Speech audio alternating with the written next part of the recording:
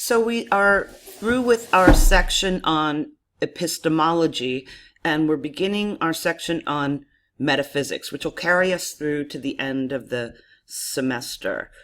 So let's take a look at that. This will be brief. Metaphysics in philosophy. So here are some of the questions that metaphysics deals in. So what's the nature of reality and existence? What's the nature of the self? How are the mind and body related to each other? Do we have free will, or are choices determined? What are the arguments for and against the existence of God? Why is there something rather than nothing, often considered the most general question you can possibly ask in philosophy or in any other subject for that matter?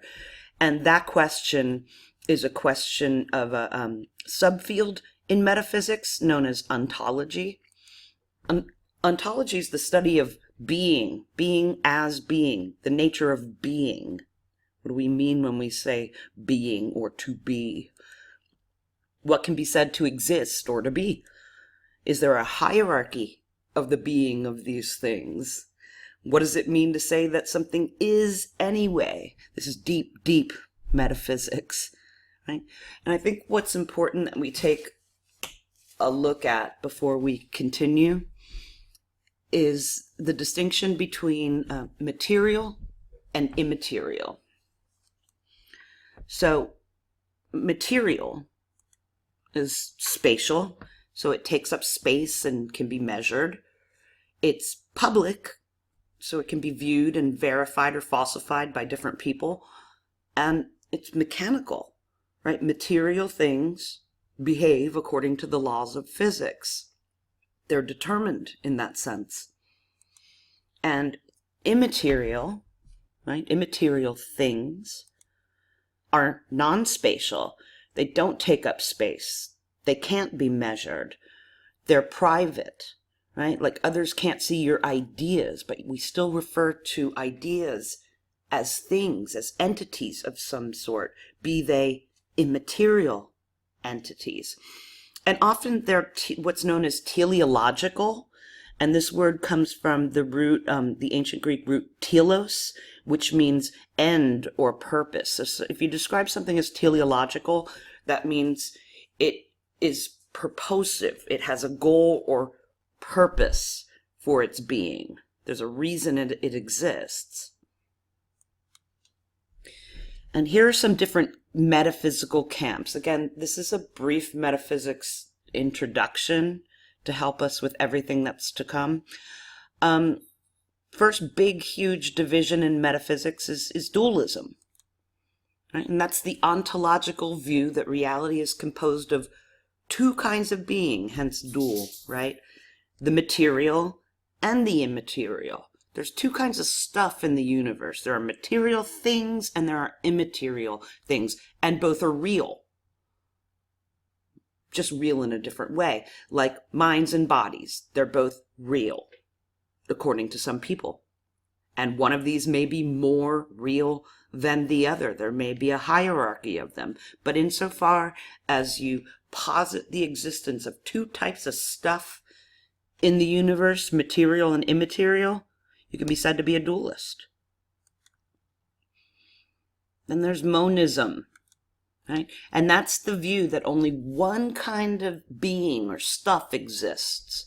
For example, like only matter truly exists, or only ideas truly exist, or only God truly exists in the strictest sense of the term. So they're different, just like with dualism, there are different varieties of monists, right?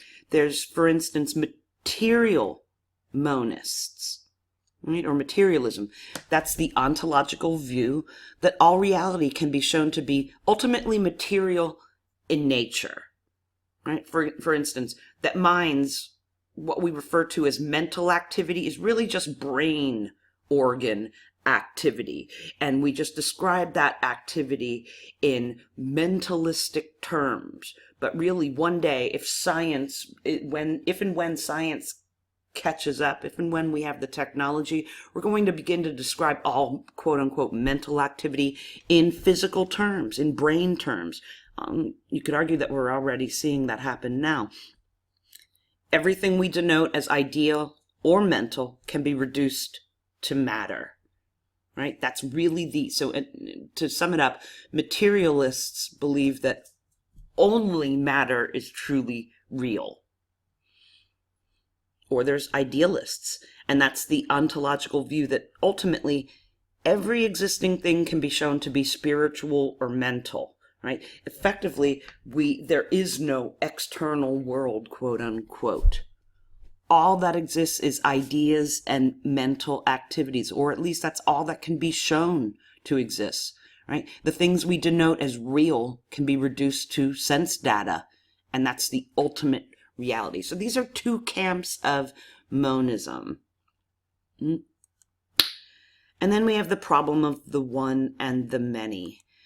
And that's a debate between dualism and monism. Is there one reality, or are there many different real things that cannot be reduced to a single thing?